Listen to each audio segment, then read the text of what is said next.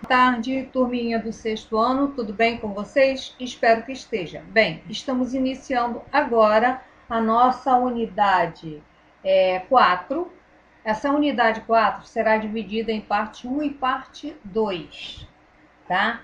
A parte 1 da unidade 4, nós vamos começar a ver um processo que será conhecido como feudalismo. O que foi isso? O feudalismo vai ser uma integração de elementos do antigo mundo romano com novos elementos que vão chegar através dos bárbaros germânicos, tá? E a partir daí nós vamos ter uma nova sociedade europeia. Essa sociedade, ela vai ser bem diferente porque é uma sociedade rural, tá? No qual a escravidão vai ser substituída pela servidão e a produção econômica torna-se totalmente rural. Nós vamos verificar que as atividades urbanas e comerciais praticamente desaparecem e o poder político, que era centralizado nas mãos do imperador, tá, passa a ser fragmentado e cada antigo reino bárbaro forma um feudo. E isso vai ser facilitado devido às constantes invasões bárbaras, que vai forçar as famílias ricas de Roma a abandonar a cidade e morar em suas propriedades no campo. Em torno dessas propriedades do campo vão se formar vilas e aldeias. Estas vilas e aldeias serão povoadas por pobres da sociedade romana que buscam trabalho e principalmente proteção destes nobres, tá? Com o passar do tempo, nós vamos perceber que a estrutura começa a mudar. A Igreja Católica, percebendo que a unificação das tribos francas feitas por Clóvis era importante para ela mesma, começa a estender e estimular o catolicismo entre os reinos bárbaros. Então, nós vamos verificar que o primeiro e o mais importante reino bárbaro vai ser o reino dos francos, tá? E entre eles, o mais destacado vai ser Carlos Magno, Magno, grande, maior, tá?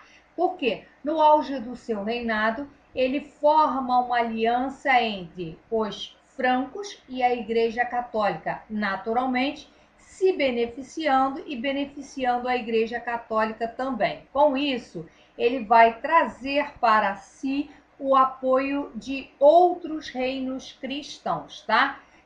Nós vamos ver que a partir de várias conquistas militares, Carlos Magno vai submeter vários povos bárbaros germânicos e obrigá-los a se tornar cristãos. Ele próprio se converte ao cristianismo, tá? Nós vamos verificar que a política de Carlos Magno, exatamente para ter essa fidelidade, consistia na distribuição de terras entre os seus fiéis colaboradores, que passam a ser conhecidos como vassalos. É aí que surge a relação sucerania-vassalagem. O sucerano é sempre o que doa uma propriedade e o vassalo o que recebe esta propriedade. Bem, com o passar do tempo, nós vamos ver que isso vai se transformar na base do sistema feudal. Bem, a organização administrativa de Carlos Magno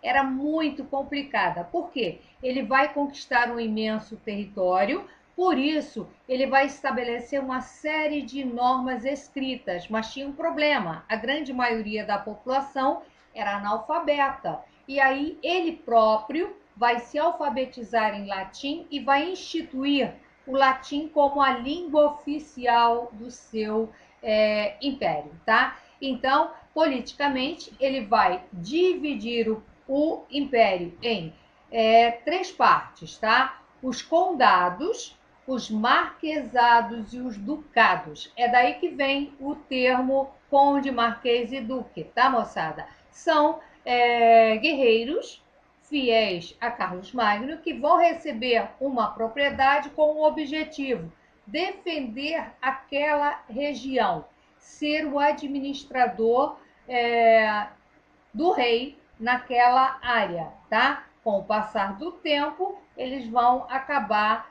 se tornando os donos desse território. Como administrador, Carlos Magno se preocupou muito com a cultura do seu império. Por isso, ele vai formar o que nós vamos chamar de Renascença Carolíngia. Ó. Renascença, nascer de novo o quê? A cultura. Então, ele vai estimular o quê? A formação e a tradução de cópias de livros antigos, ele cria escolas, ele cria mosteiros, ó, não se esqueça que ele está aliado à Igreja Católica, tá?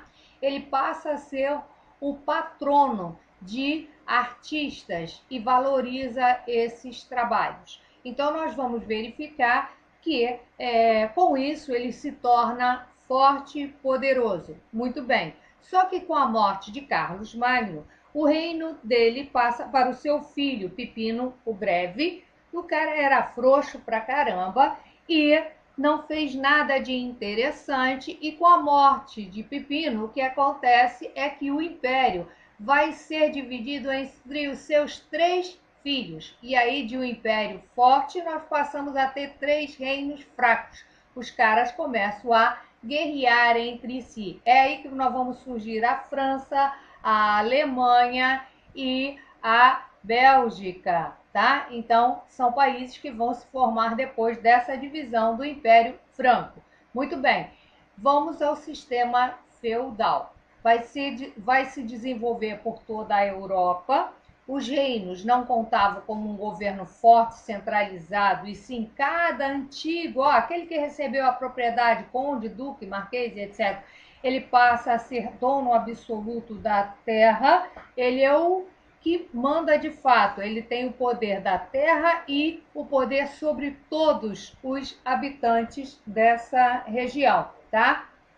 Estes senhores feudais, eles vão se ligar através dos laços de sucerania vassalagem. Ó, sucerano é aquele que dá, o vassalo é aquele que recebe. Recebeu um presente, tem que ser fiel para sempre ao seu sucerano. Esses laços vão ser estabelecidos através da fidelidade. Olha, essa fidelidade tem que ser hereditária. Então, se você é vassalo de um rei, todos os seus descendentes têm que ser também, tá? É algo que funcionava muito bem dentro do reino da Europa feudal. Esta sociedade era dividida basicamente em 3 grupos. No topo nós vamos ter uma nobreza. Nós tínhamos um rei que não valia de porcaria nenhuma, porque ele era apenas mais um nobre, né? Nós vamos ter a nobreza, que tem o poder de fato. Nós vamos ter o clero, ó, membros da Igreja Católica, e os caras que trabalham para valer, que são os servos, tá? Então, esta sociedade é uma sociedade estamental. Isso quer dizer que não tem mobilidade social. Se você deu a sorte de nascer nobre, parabéns para você. Se você nascer numa família de servos, você está lascado, que não tem como mudar isso, tá? Cada setor desta sociedade tinha uma função específica. No caso, a nobreza era a que administrava e que protegia a sociedade, porque eles eram os guerreiros. O clero era encarregado de salvar almas, de manter a cultura bem estruturada, e este clero, ele tinha 2 origens, ou da origem da nobreza, que era o alto clero, ou da origem dos servos, que era o baixo clero. O baixo clero era aquele que estava junto à população, os padres, tá? Que não tinham poder de grandes coisas, eram tão pobres quanto os próprios servos. E por último, nós vamos ter os servos, aqueles que trabalham de fato, que alimentam a todos e são obrigados a pagar todo tipo de imposto, tanto para a igreja quanto para os seus senhores. O feudo era dividido em 3 partes. Tinha o manso senhorial, que quer dizer as terras que tudo que era produzido nelas era exclusivas para o senhor.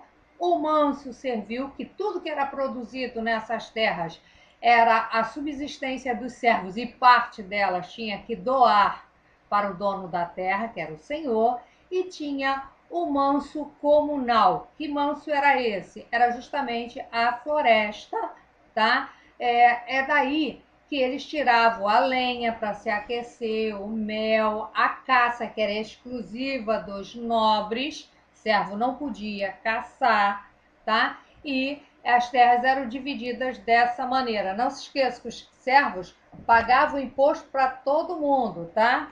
Eram os que realmente bancavam a sociedade. Moçada, façam os exercícios da página 475 e na parte 2 continuaremos com este assunto. Beijos, até a próxima videoaula.